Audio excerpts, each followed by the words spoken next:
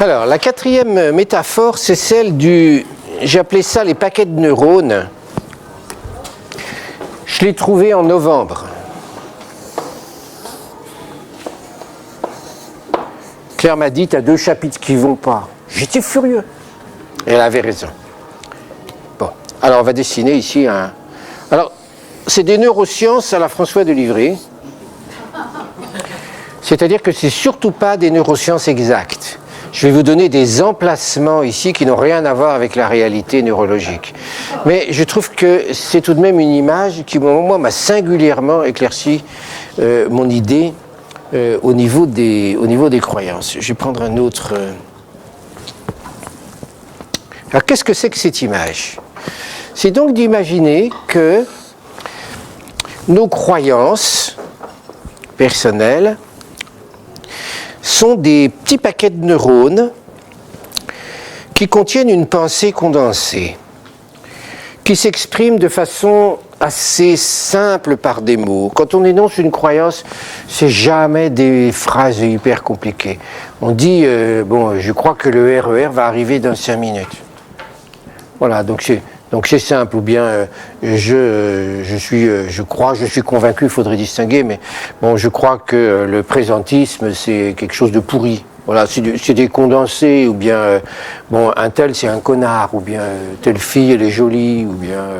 voilà, donc on a, tout ça, c'est des croyances. Donc je vais mettre toutes les croyances en même temps pour pas trop compliquer. Donc des petits paquets de neurones.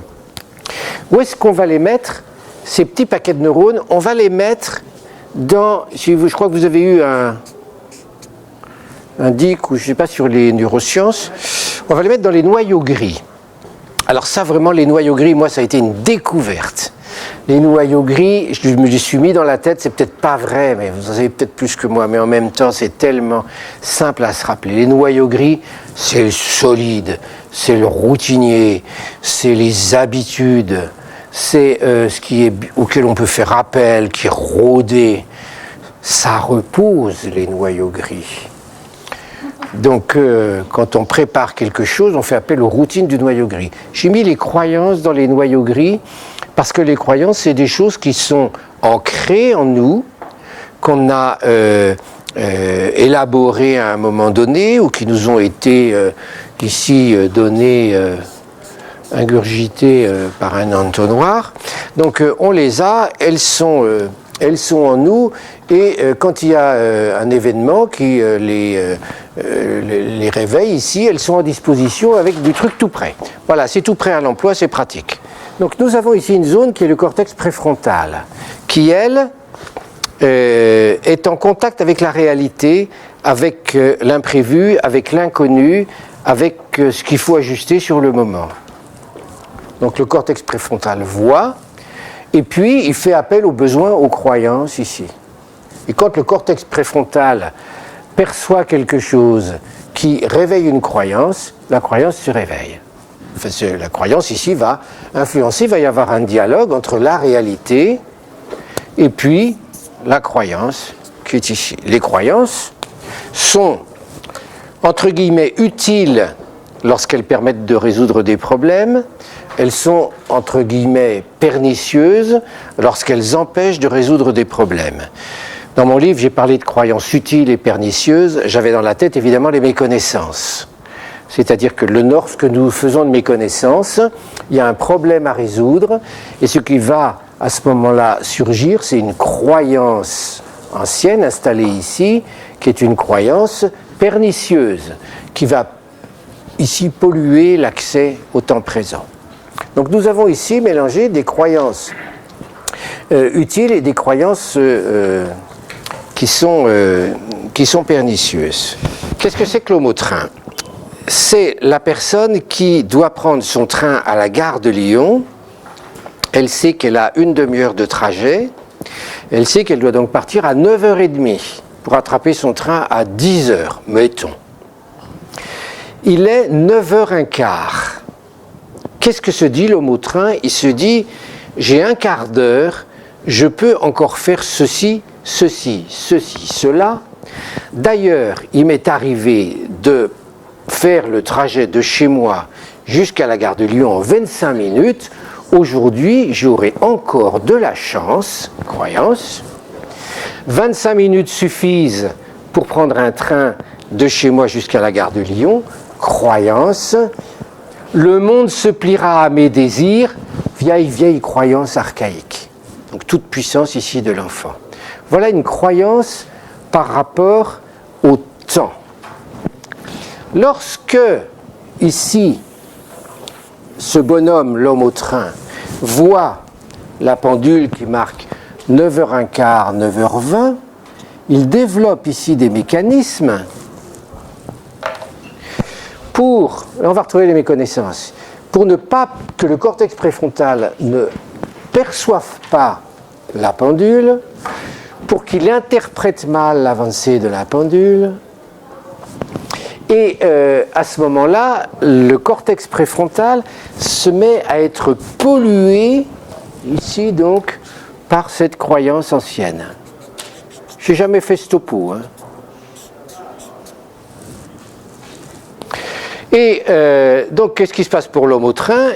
Il va, compte tenu de ses croyances, ici, sa croyance pernicieuse, il risque donc de commencer, par exemple, une activité qui va sans doute l'amener à partir plus tard que ce qu'il devrait prévoir, ou bien ensuite à courir. Enfin, de toute façon, il va passer un sale temps. Il va être pressé entre 9h15 et 9h30. Ensuite, il va courir ici dans le métro. Il va peut-être rattraper son train, mais c'est comme dans les méconnaissances. S'il attrape son train, il va renforcer sa croyance et sa croyance de toute puissance en se disant une fois de plus, je sais que j'ai de la chance, et donc la prochaine fois, il refera pareil. Il va par exemple à 9h25 se dire j'ai encore 5 minutes, je vais devant mon ordinateur, je vais regarder s'il n'y a pas un dernier mail qui est arrivé. Ça parle à certains. Enfin, moi, ça me parle beaucoup. Donc, vous avez ici un effet de la croyance sur le fonctionnement du cortex préfrontal. Qu'est-ce qu'on peut faire en résumé ? Et c'est là où j'étais content. Par rapport à ces croyances et à ce qui se passe ici au niveau de, on va dire, l'ici et maintenant, il y a une première solution qui est de faire migrer nos croyances archaïques plus près du cortex préfrontal, c'est-à-dire mettre à l'épreuve nos croyances bien enfouies pour savoir si elles sont aussi vraies que ce qu'on pense. Première solution. Il y a une deuxième solution qui consiste à envelopper la croyance néfaste, pernicieuse, l'envelopper d'un tissu protecteur, plutôt pas protecteur, d'un tissu, un grillage, qui fait que quand elle commence ici à se faire entendre, on lui dit tout de suite stop. Donc on va stopper ici la croyance. Troisième possibilité, c'est d'installer, j'ai encore une autre couleur, on va prendre du vert.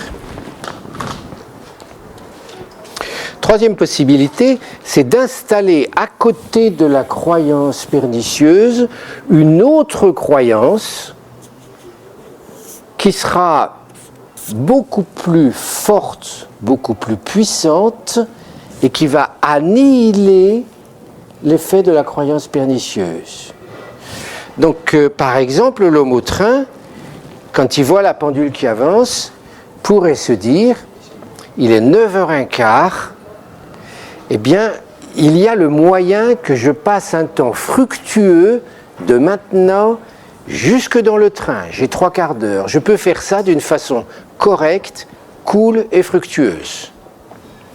Qu'est-ce qu'il va faire quand il va se dire ça ? Il va changer ici sa croyance et il va soit la changer tout seul, soit la plupart du temps, ça va être une permission de protection que quelqu'un va lui donner, qui va à ce moment-là lui ouvrir les horizons. Donc on va changer de croyance.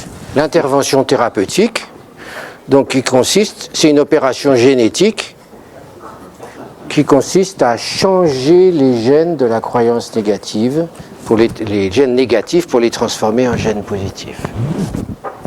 Alors, Pour conclure ici sur cette métaphore ici des croyances, du cerveau, quand j'ai cherché la troisième grande raison des difficultés des gens par rapport au temps, je vous dis qu'il y avait le système libéral, l'idéologie de réalisation de soi, mais il y a évidemment tout un ensemble de croyances dont beaucoup n'ont rien à voir avec le temps et qui ont des effets indirects énormes sur la façon dont nous menons notre temps. Alors on pourrait même rajouter avec le concept de scénario que parfois la croyance, pour se protéger par une homéostasie, ici déclenche d'elle-même des événements pour les conduire et arriver à des événements scénariques répétitifs.